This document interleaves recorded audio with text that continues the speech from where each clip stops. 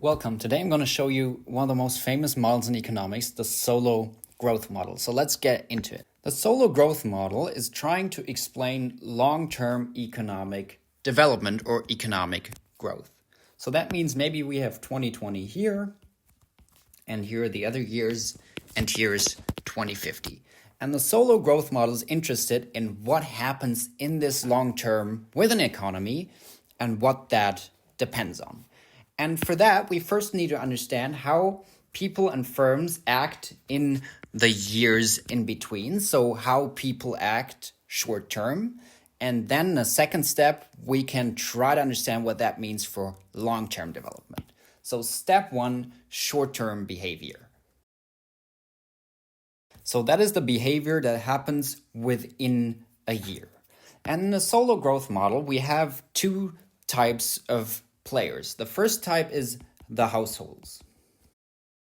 And they are pretty boring. What they do is they get income, and of that income, they always save a constant fraction. So let's say it's always 20% of their income that they save and 80% of their income that they consume. It's always a constant fraction.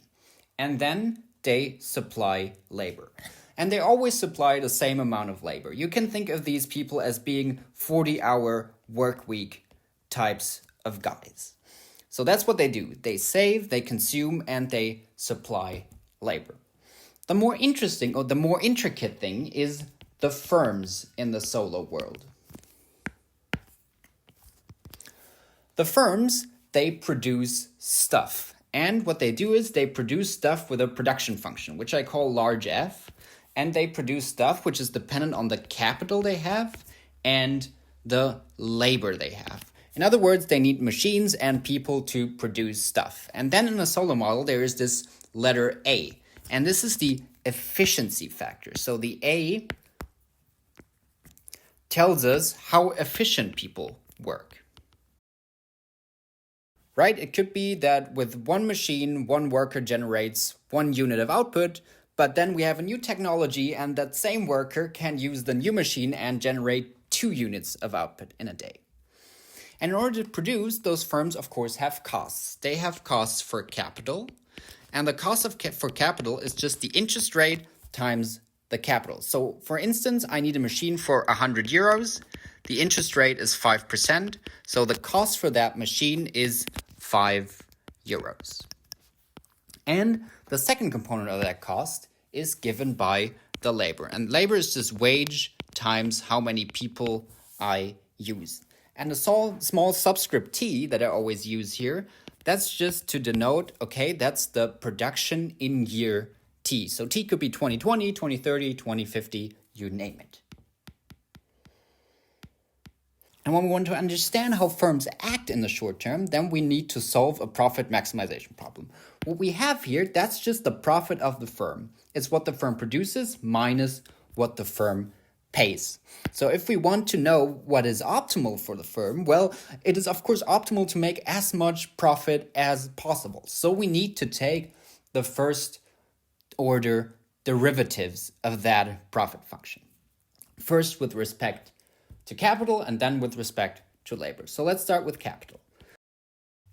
So the first order derivative with respect to capital is nothing else than the production function differentiated by k. I just denote that with a small k subscript here, minus it. And this is supposed to be 0 in the maximum.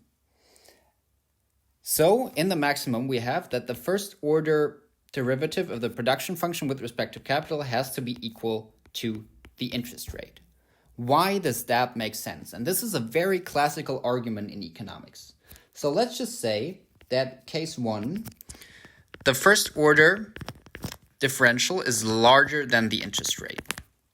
So what does that mean? Well, let's say we have the interest rate is at 5% and I invest 1 more euro, so my production rises by 6%. In that case, we can't be at the optimal profit plan because investing 1 more euro yields 6% but only costs 5%. So we should be doing it, right? So in this case, if our first derivative of the production function is larger than the interest rate, this cannot be optimal. Case 2, our first derivative of the production function is smaller than the interest rate. What happens in this case? Well, let's say the interest rate is once again 5% and our first derivative here is 4%.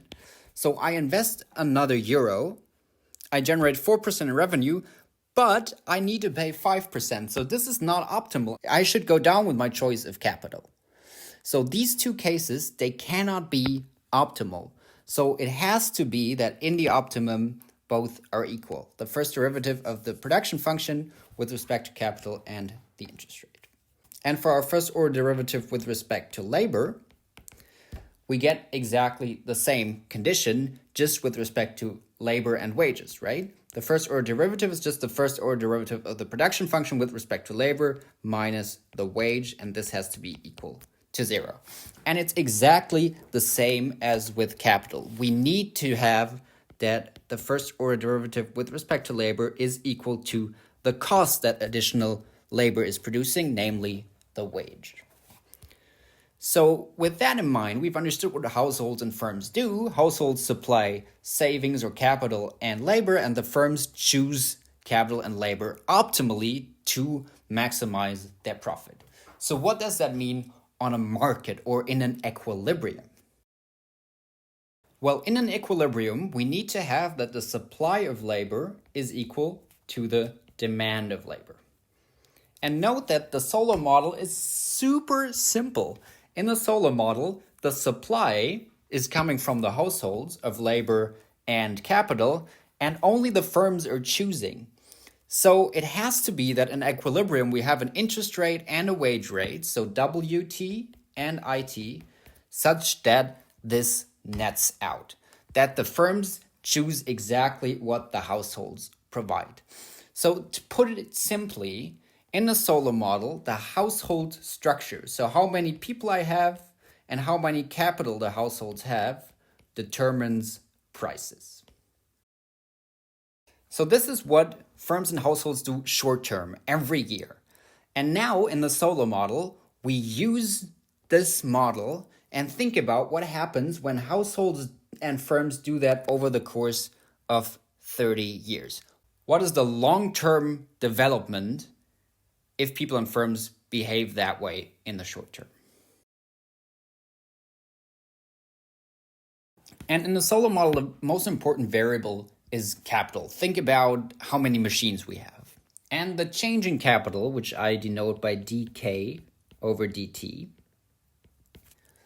is given as S times yt minus delta times kt. S, that's the savings rate.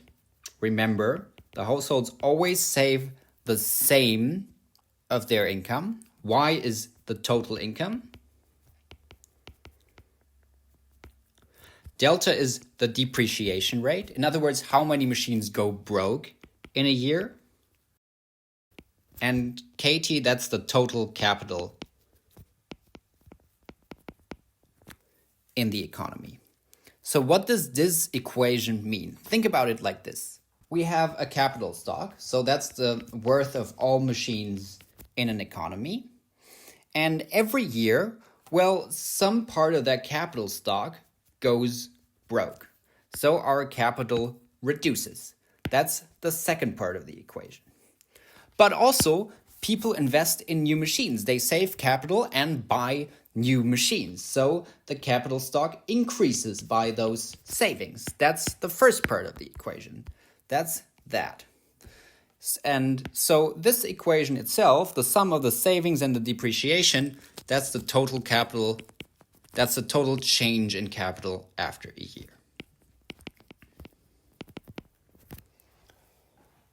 And with that in mind, with the change in capital in mind,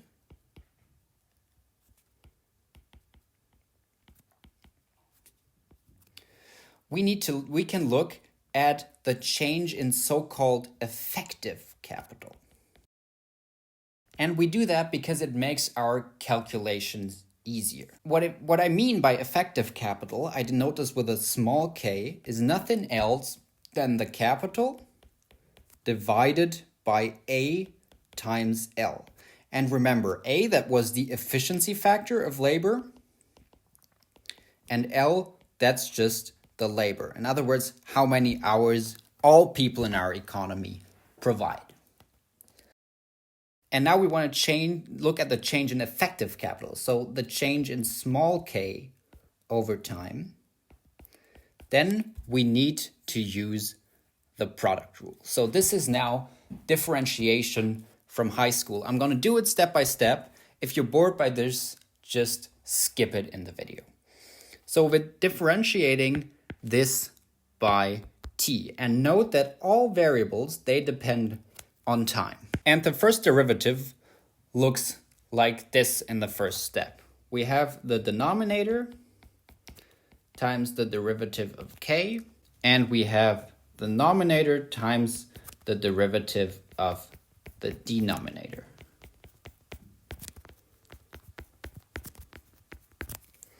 And then we have the denominator squared. Right? That's just differentiation rules from high school. So what I'm now going to do is I'm going to split up the terms. So first we have first derivative of capital divided by a times L minus capital divided by a times L squared. And now we have a first derivative times L plus a times L first derivative. Okay, I just split up the terms a bit. Now let me simplify even further. We have the first derivative of k divided by a times L minus, oh, I did a little mistake here. This should be a derivative term. Minus k divided by AL times a first derivative divided by a plus k divided by AL times L first derivative divided by L. So this is just a little bit of algebra, right? You see, for instance, here we have AT LT squared, and here I have the AT here, the AT here, and the LT here, and I divide and multiply by 1L so I can leave 1L out. Okay? And now we do a little trick. Look at this. This is just the first order derivative of capital. In other words, the change in capital. And remember that, we just had that here. It was the savings minus depreciation. And that's what we're going to plug in here. So the change in capital is nothing else as my savings, divided of course by AL, minus my depreciation, divided by AL. And the rest I just leave the same.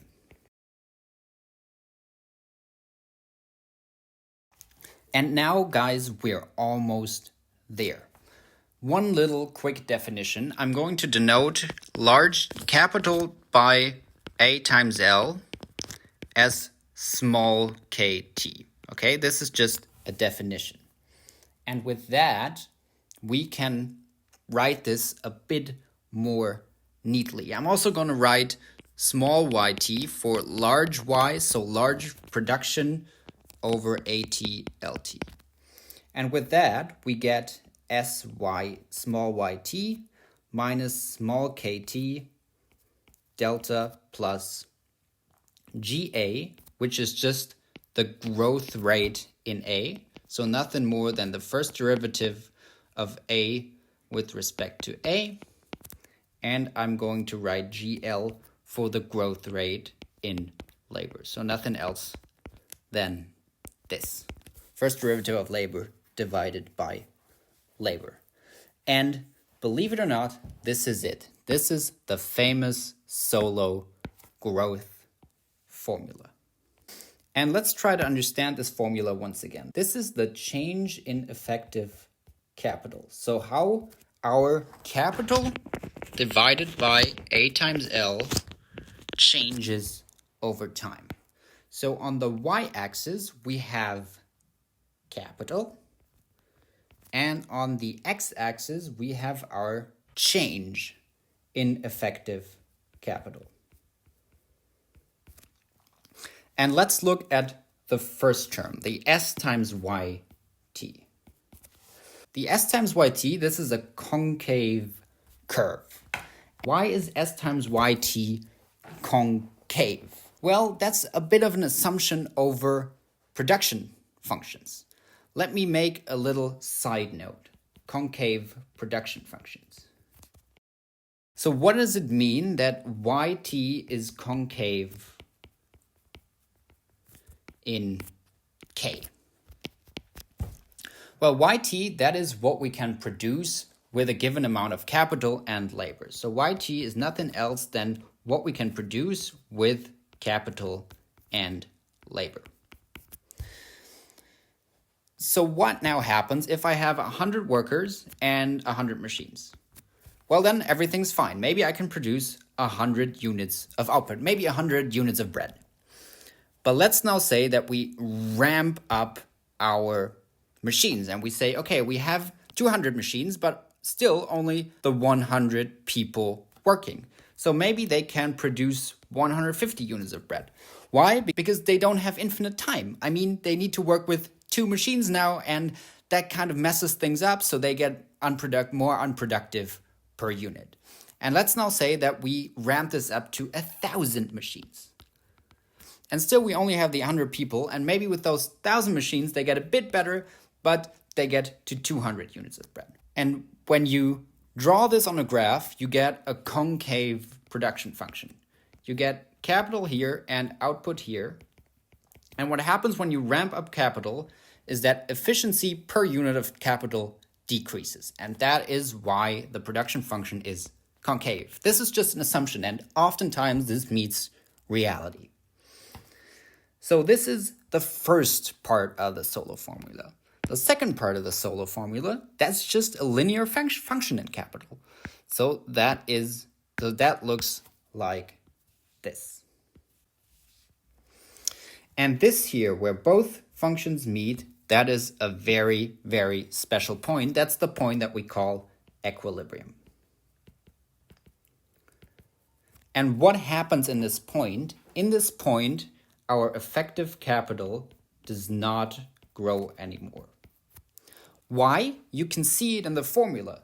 This here, this S times YT, this is positive. So this increases the growth rate in our effective capital.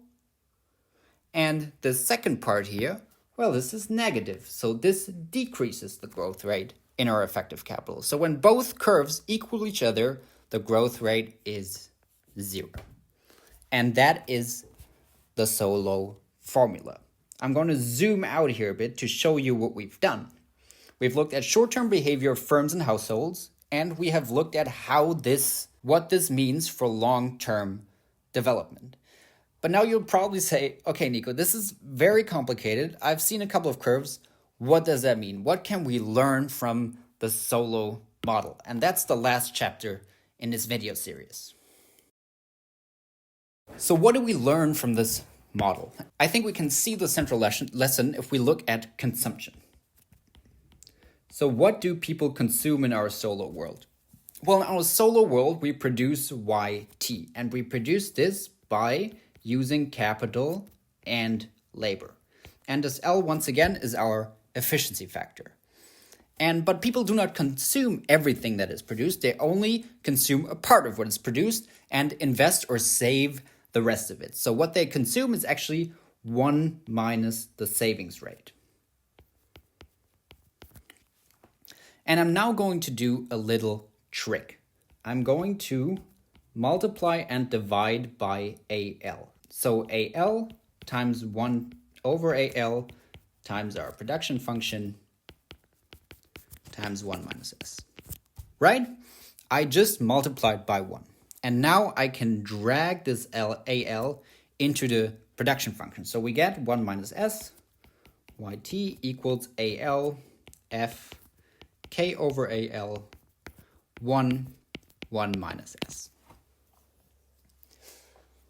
So now we're interested in how that consumption changes over the long term. And little side note here. So we're interested in how consumption changes, so in the slope of a line. And so it doesn't matter, so the level of the line, so whether the line is here or here, doesn't matter for the slope. And that's why we can ignore this 1 minus s, because this 1 minus s, this just dictates the level of the curve. But we're interested in the slope, so how consumption changes. So we can just take the derivative of this formula here. So dyt divided by, differentiated by dt. And what is this given by? And I'm going to be a bit hand-wavy here, but I'm just using the product rule. And you'll see that this is nothing else than the growth rate of A plus the growth rate of L plus the first derivative of my production function with respect to t. I could show this, but it would take some time, so you can just believe me. This is just the growth rate of L, so A, so the first derivative of A with respect to time over A, plus the first derivative of working time with respect to t over working time today, plus the first derivative of our production function. So now remember something. In our steady state, or in our equilibrium that we've just shown here, well, the change of the production function, the change in production over time, well, that's 0. Why? Because k over AL is constant, right? That's what characterizes our steady state. So in other words, this equals to 0. And if we want to know what consumption is per capita, then we need to eliminate this term. Why?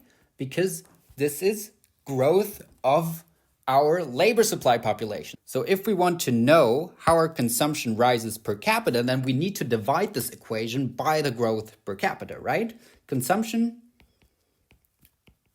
per capita means nothing else that we divide the consumption growth per capita growth.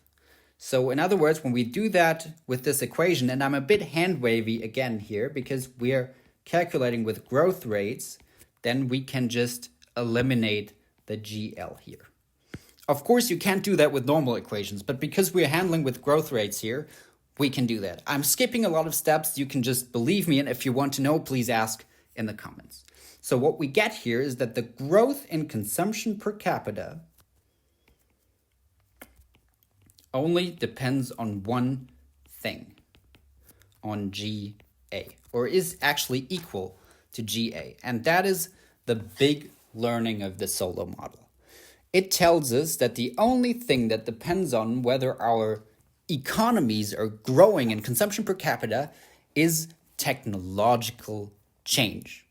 Is if our people are more productive within the same given amount of hours. That is what Solow tells us. That is what we need. And I think that's the big takeaway from Solow, actually, that we need to invest in technological change and innovation.